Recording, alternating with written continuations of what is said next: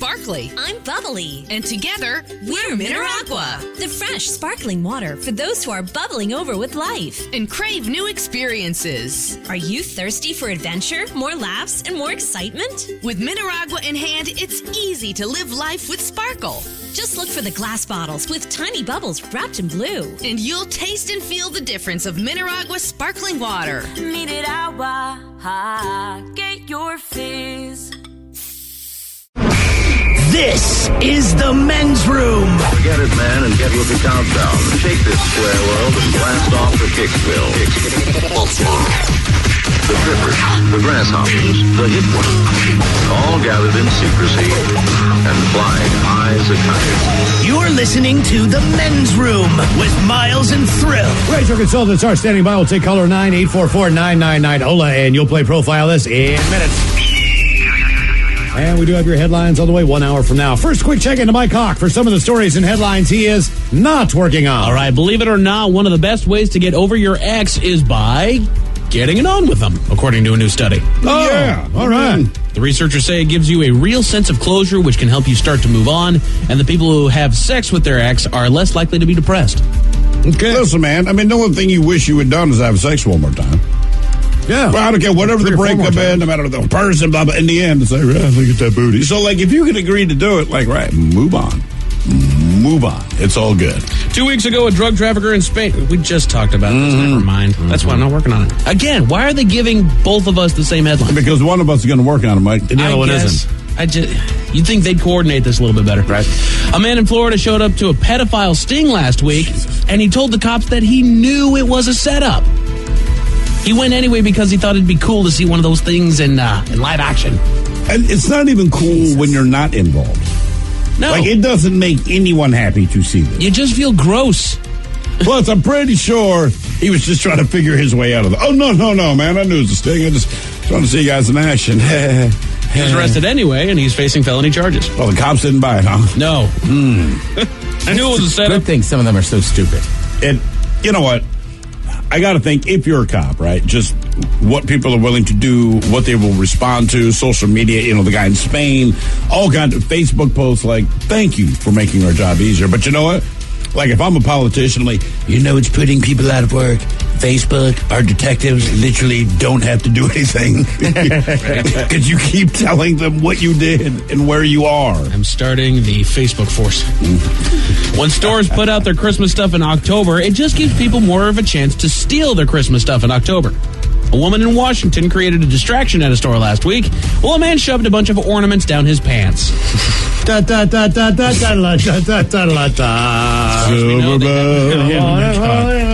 Super Bowl. Stealing Christmas ornaments. Right? Can you imagine one of those things bursting in his pants? I get it. I always wanted to steal a tree. Little different. Won't fit in your pants. Like, that's a heist. That's kind of fun. You're like, they stole a tree. Yeah. Jingle bells. Police in Clearwater, Florida found a stolen Krispy Kreme van on Tuesday that was still loaded with donuts.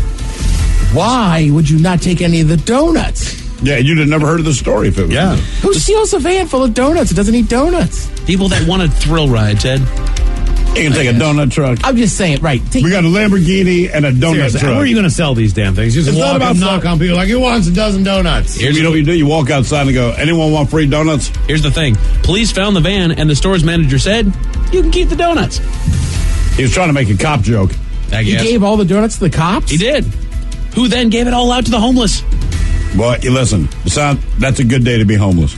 Like, if you got to be homeless for a day, the day the cops are handing out free donuts, like, I'm in. I mean, like, is it me? Like, I have a hard time picturing stealing a Krispy Kreme truck and not eating them.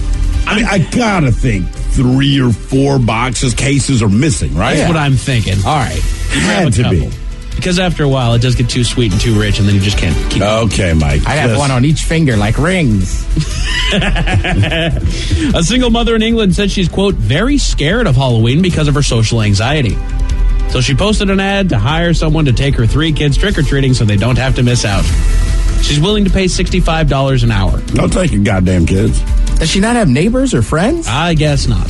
Yeah, if you, like anyone She has else. social anxiety, Ted. She can't go out. No, I think you have a friend. Like, a lot of people I know got some issues, right? We all do, but, like, you're still buddies. Yeah, I don't know that like I'd be the best babysitter in the world. No, you would not. I feel confident I could take 3 kids around trick-or-treating. Ted, I would trust you taking my kids trick-or-treating. Right? You wouldn't watch them for 15 seconds in my home without me there, right? Trick-or-treating, Yeah, I'm like, dude, say it. they're cool with Ted. It's a pretty easy gig. Right. You walk them to a sidewalk, you stand there and watch them come back. And then you pilfer their candy when they get back. Yeah, exactly. You got a peanut allergy. Uncle Ted needs the 3 Musketeers to keep going. That's right. Sugars are low.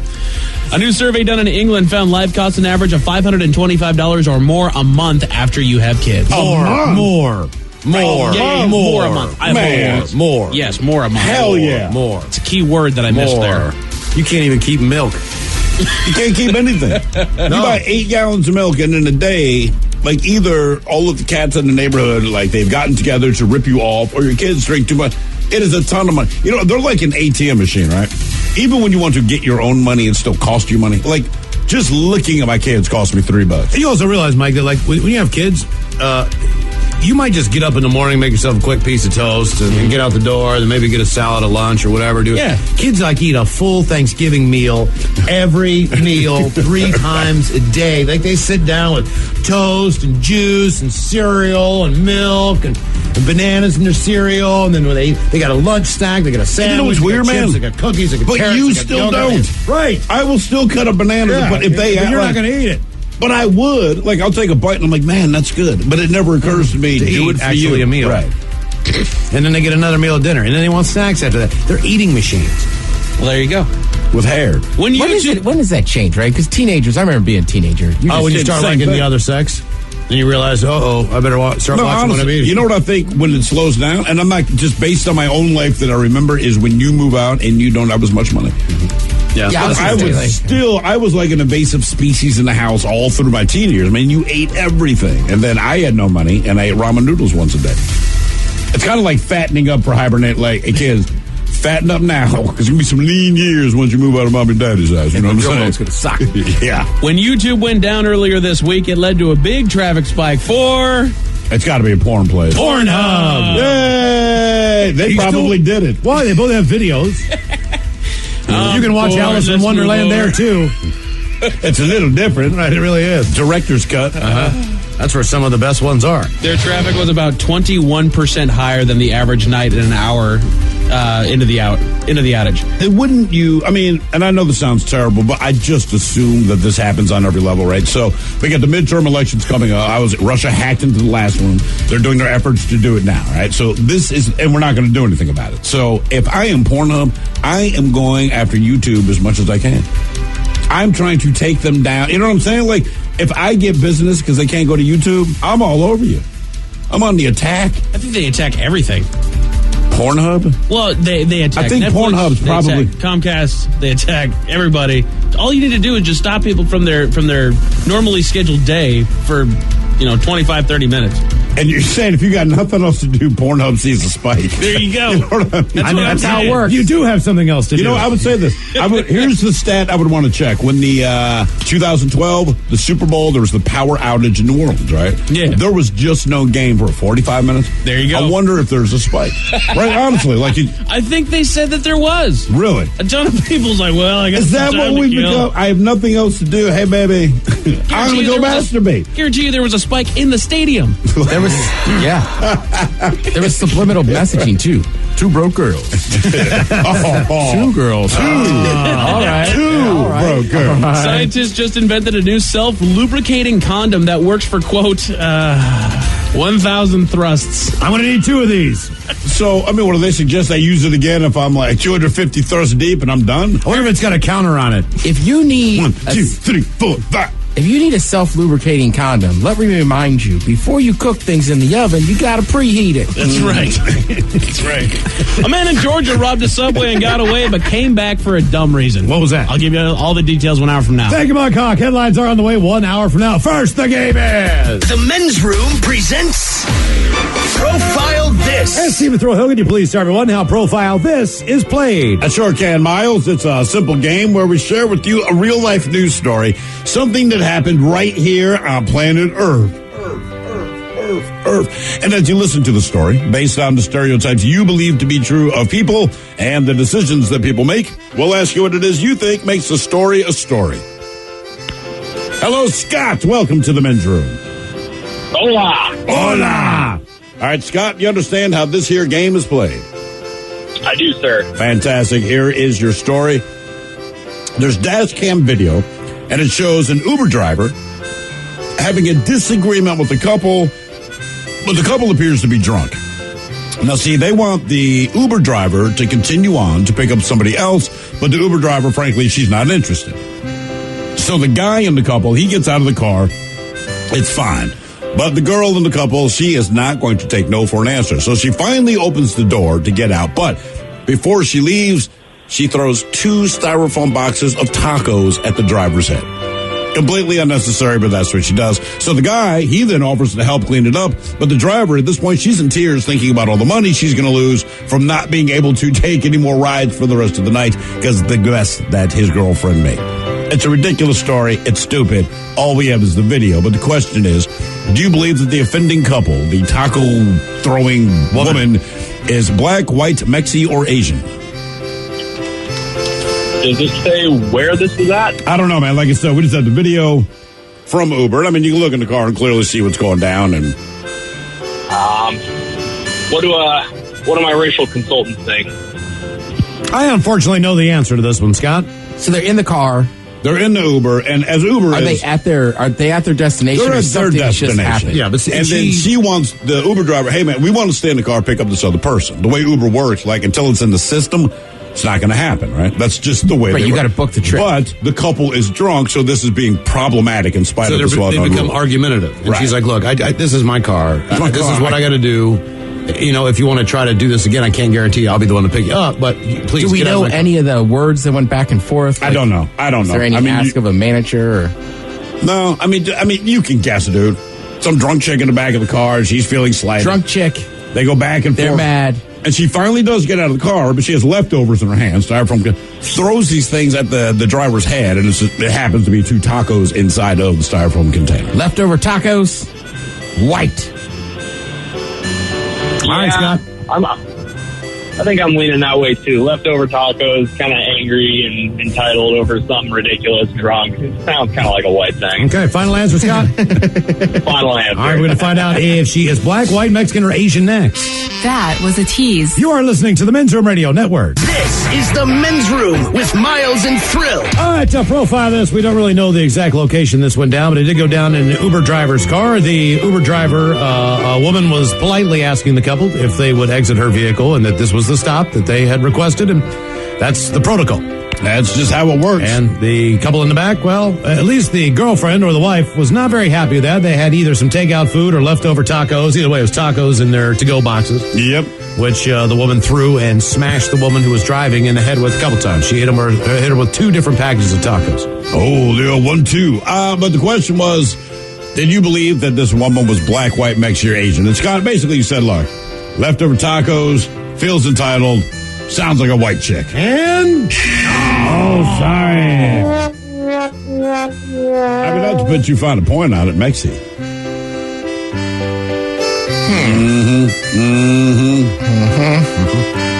Mexi. So only there was a clue.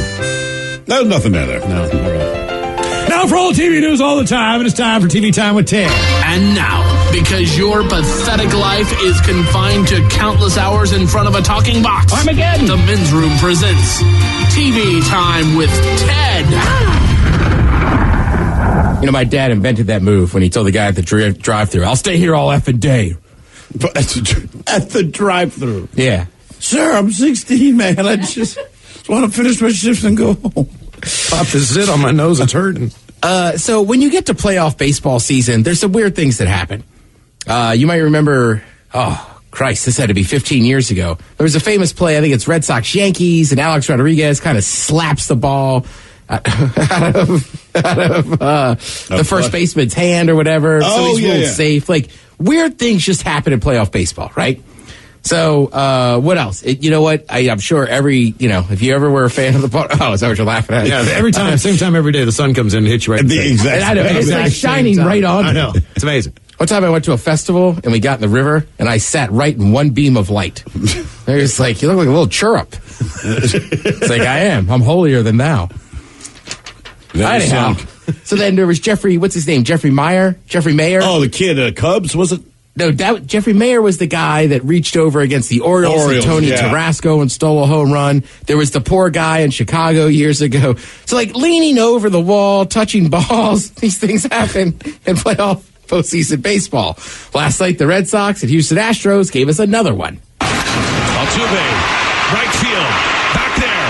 That's at the track. He leaps, and it is out. It's off a fan. No, they're saying off of bats. It is in play. They may be calling it interference. I'm trying to get a read on the right field umpire here. Mookie with the jump. He had it measured. It looked like he was going to catch it, and he gets stopped from catching it from the hand of the fan. The fan closed his glove, closed Mookie Betts' glove prematurely because it pushed up against the leather. Did they reach over that yellow line into the field of play, or is Mookie over the field of play into the stands? That's the question. So the rule states if a spectator reaches out onto the playing field side of a fence to prevent a fielder from catching a ball, batsman should be called out. And out is the call. Wow. So obviously that game was in Houston. They're upset they didn't get the home run. I didn't know that was like part of the rule. You can watch that. Honestly, I think people are arguing about it. I don't know if it's an out or a home run, but it's up to the mentioned Facebook page. The way they were describing it acted like they know exactly what the right call is, though. Yeah, I mean, right, the way they said this is the rule, so it must be there. Yeah, I think there's also isn't there also just like human reaction when that ball's coming at you? Yeah, sure. Like, I just feel like I would naturally kind of put my hands up to it because I don't want it to thump me in the chest. Right. I mean, a Major League Baseball player just hit this thing. And remember, your natural reaction. We have to ignore that in sports, NFL. So, yeah, you're right. I mean, that's exactly what he did is what anyone would do. As a person. Is to not get hit with a projectile. And there's very few ballparks that allow that for you to be on that wall that close. There's a handful of them, but most are not. Most have an area behind it or whatever. Or the wall's too high. There's all kinds of other elements, where you could interfere, but you wouldn't interfere with the actual player. Yeah. Yeah, that was an interesting one. One of the, that's what I'm saying. Just crazy stuff happens there. I feel like other sports, like there's playoffs, but baseball's got so many weird rules as it is. Mm-hmm. I mean, it's a simple sport, right? See ball, hit it with a stick. Right. I mean, it's hard to do. Man, I don't know what goes on in baseball in the postseason, but it's always crazy stuff there. You guys Big Bird fans? Yeah, man, totally. I don't know if I'm a fan, but I'm partial to him. You're not a bird head? I did not know that's a group. No, I'm not a bird head. Yeah, man, big bird heads. That's what we call ourselves. I'm in the yellow section of the club. Okay. That's original. It's weird they talk about him being Big Bird because he was also Oscar the Grouch. Exactly. Same guy? Yeah. Yes. And he's retiring. Uh-oh. Yeah. Miles, I know you've watched a thing on him. Puppeteer named Carol Speeney. Okay. All right. I got it right. He's voiced Sesame Street characters Big Bird and Oscar the Grouch for nearly 50 years. But he's retiring this week. He said, Big Bird brought me to so many places, opened my mind, and nurtured my soul. Also, he was famous. I am Big Bird, I will nurture your soul. You know what's funny? I don't think of myself as the biggest birder, but like the biggest birder. But like when you listen to this clip of Big Bird talking, it just makes you feel wholesome and good again. Crummy. Oh, come on now, Oscar. I like being miserable. That makes me happy. It does that. But I don't like being happy, so that makes me miserable. Today, ladies and gentlemen, I proclaim this Big Bird Day in Hollywood.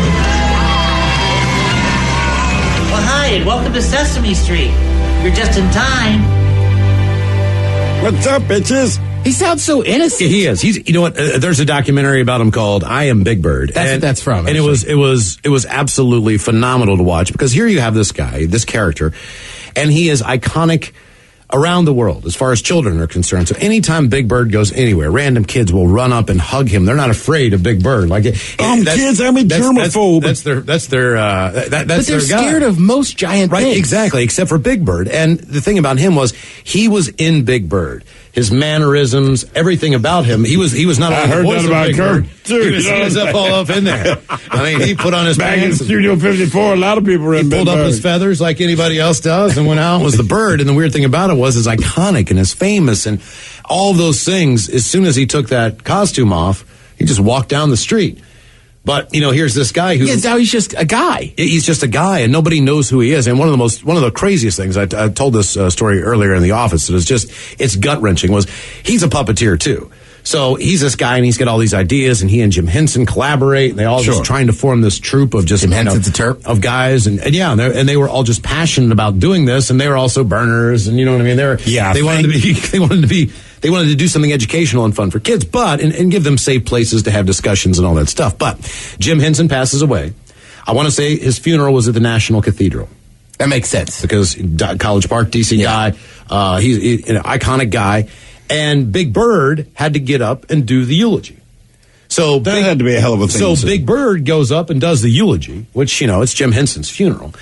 And what is the one? What is the one song? The Kermit the Frogs. It's not easy being green. It's not easy being green. Well, he does. I don't know if it was the Rainbow song, Rainbow Connection, or it was one of those songs where you remember it as a kid. But so I like big butts and I cannot lie. Like Jim those other mothers can't deny.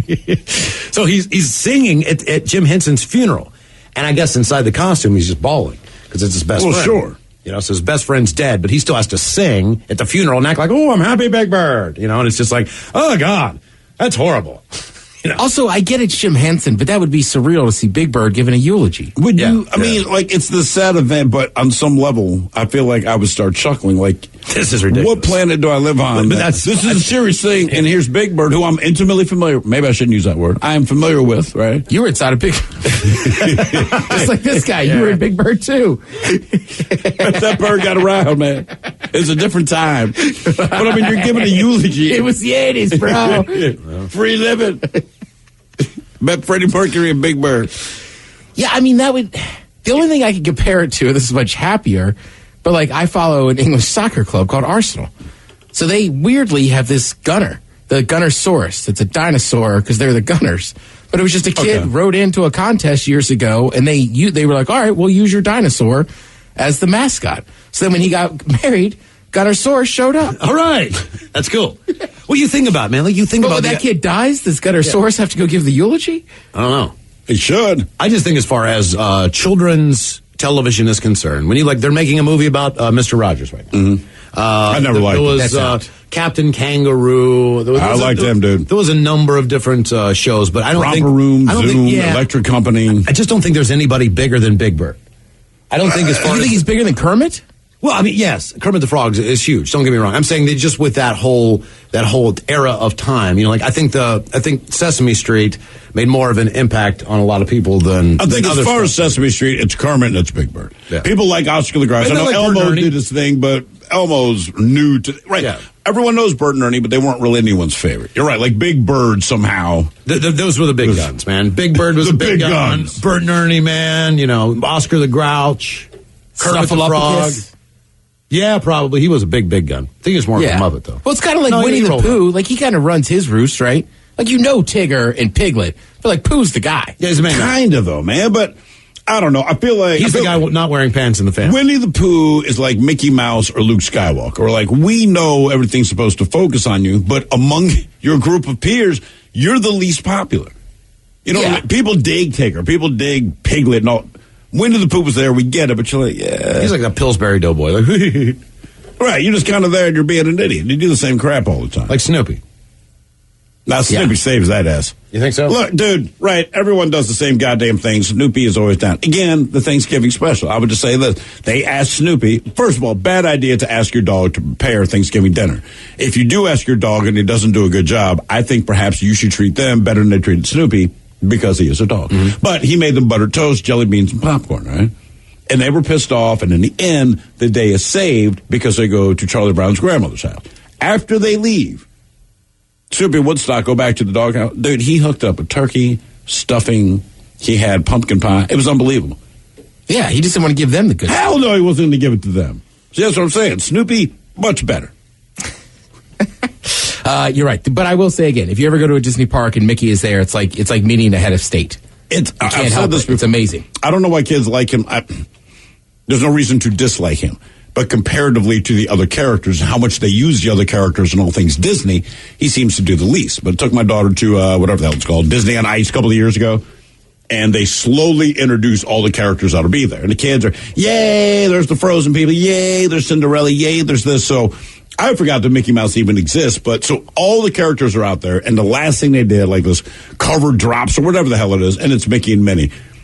This place, got electric, man. These kids lost their S. It was, I could not believe the response. It was, kids start crying. You know what I mean? It sounds like the Beatles on Ed Sullivan. You're like, for goddamn Mickey Mouse? Yeah, man. This chump barely does anything. Let's see. We were always talking about them redoing shows. Basically, ABC's found another TV show to reboot. NYPD Blue. Oh, come on. Did you guys ever watch that one? No. They all blend. Actually, all right. I will say, this cop show I liked. So, it started, remember, Dennis France was it was Dennis France and CSI guy. Or not CSI. Richard Belzner? No, CSI Miami guy. Oh, red hair, ginger. David Caruso. David Caruso. But then they got rid of that, right? And then they brought in Jimmy Smits. I don't know about you guys. If Jimmy Smits is in it, I want to watch it. He's the opposite of Ted McGinley. Ted McGinley, if you put him on a show, your show ends. Jimmy Smits makes it better. I do remember this about NYPD Blue. Now they bring up Dennis Franz, all right?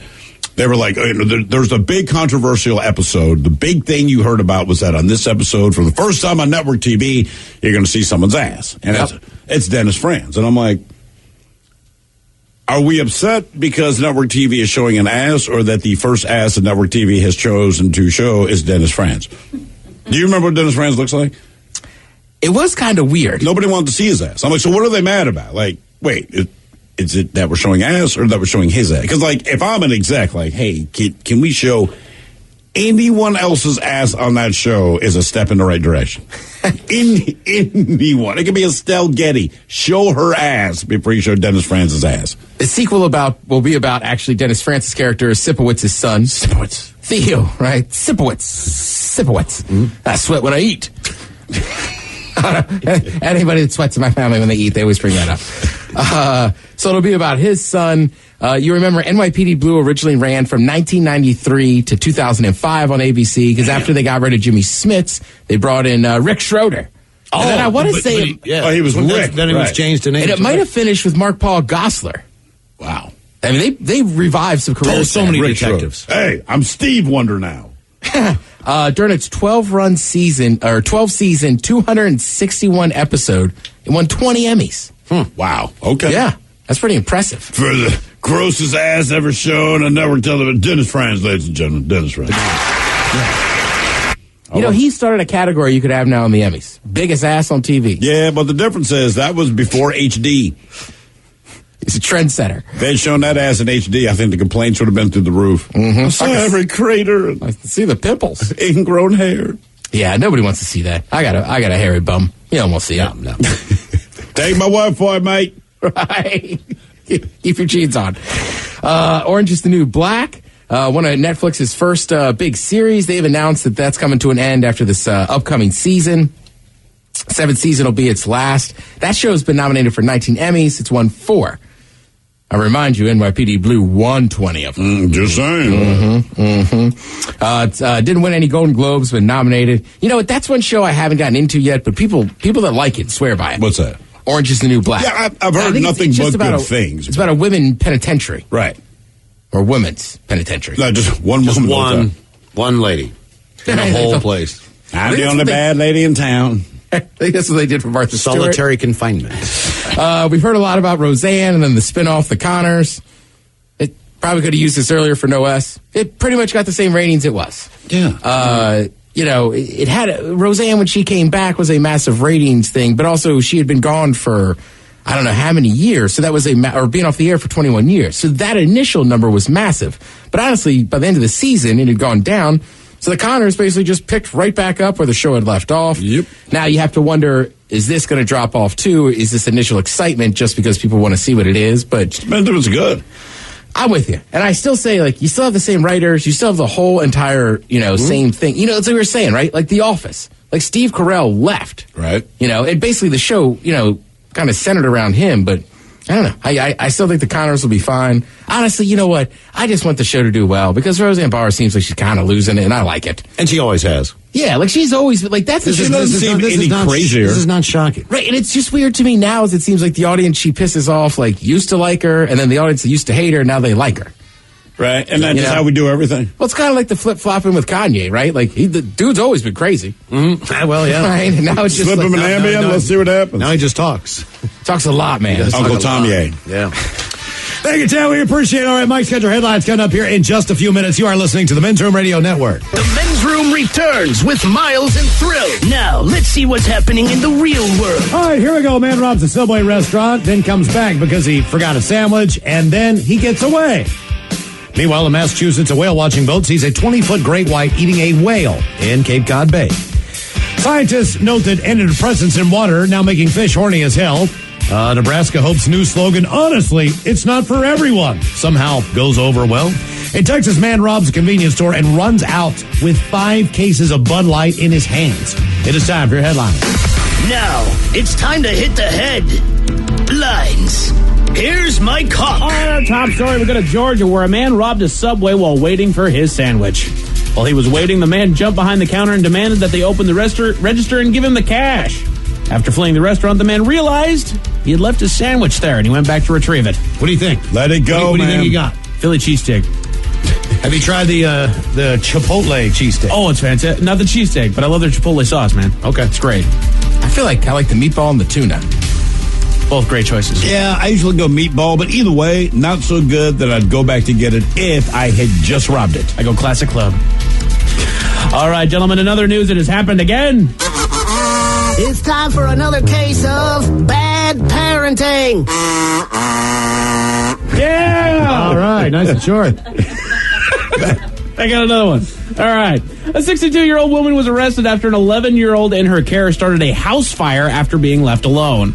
While the boy was alone, he was lighting strips of paper on fire using the stove. Jeez, man. And he managed to burn himself with one of the embers, causing him to drop the bigger strip, which caught the floor on fire and set the house ablaze. Cool. He was taken to the hospital with minor injuries. Sure he was. Come on, man.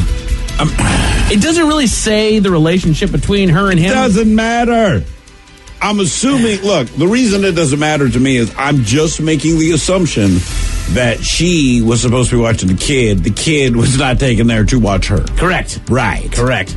So I don't know what she left to go do, but apparently it was long enough to where this idiot decided to see. He's not the idiot, Mike. I set crap on fire when I was a kid. Right. Everybody did, but controlled. Correct. Part of the Boy Scout way. That's right. And it was fun. The Boy Scout way. Mm-hmm. We head to Cape Cod, where passengers out on a whale-watching boat didn't quite get the experience that they were expecting.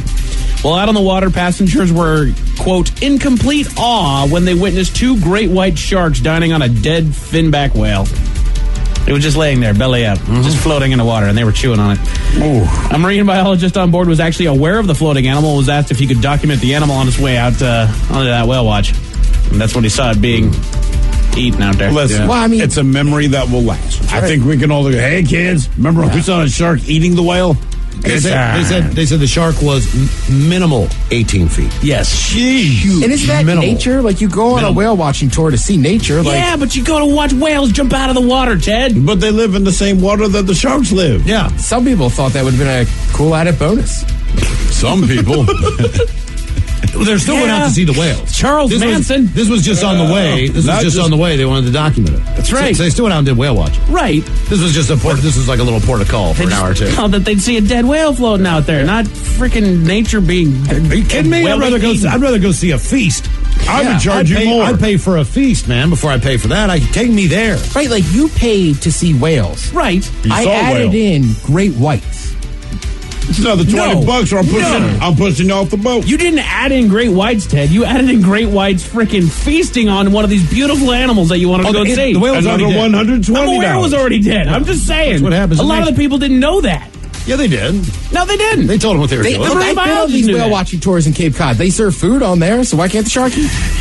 Right, exactly. Here you're having a snack. They're like, oh, I was invited on a people watching tour. Saying there could be kids out there. Shark's man. probably saying, look at that guy. And now kids understand nature. It's nature. Circle of life. Apparently, people flushing their antidepressants have been having an effect on the fish population. Scientists have found that increased doses of fluoxetine, I believe is how you say that, or fluoxetine, the active ingredient in Prozac, cause the fish to pursue females and show, quote, more frequent copulatory behavior. You tell me if I take Prozac, it's going to make me horny? No, it's going to make the fish horny. Okay, why not me? Because they're just trying to make you not sad. Not that I need any help, but, you know. Well, you'd hope a mermaid gets a hold of that. Right, it does make you happier, doesn't it? I don't know. So if you get happy enough, I suppose. My dad was on Prozac as long as I've known him. Do those stories sound like a happy man? No, they don't. That's why he's taking Prozac, Ted. Just not as unhappy. Yeah, right, you're right. I'm glad I've never known him often. Right, exactly. Like, oh, no. This is as good as it's been. I just don't know what a horny fish is, because from what I understand, the way that fish breed is the females lay the eggs, the males just kind of do a drive-by. That's right. So what are they looking for? Why are they pursuing the female? Well, they're still going gill to gill.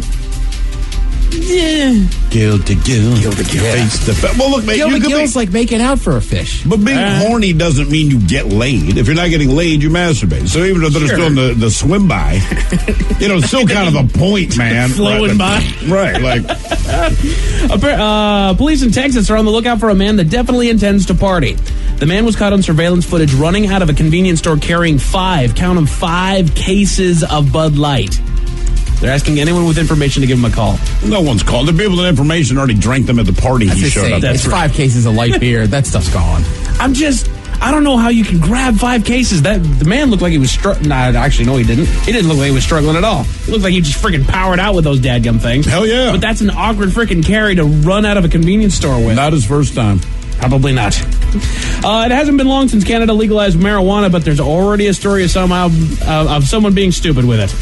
It's important to note that while studies show that it is less damaging than alcohol, authorities will still enforce it like alcohol. Right. That's key. Especially smoking while driving. And that's exactly what happened to a Canadian resident. That's it for your headlines. With that, Mike Hawk is out. Thank you, Mike. We appreciate it. We'll see you next time for Ted versus the FCC. Bad jokes, and we'll drink and toast with a shot of the day. Yes, indeed. It is all true. But in the meantime, we be all about this biatch. So next time, do what you do best. And for Aletha's sake, Mike, stay beautiful. The Men's Room has been taped before a live studio audience. Wardrobe and makeup provided by Mantastic Limited. This has been a presentation of the Men's Room Radio Network. Oh, man! A Double Flush production.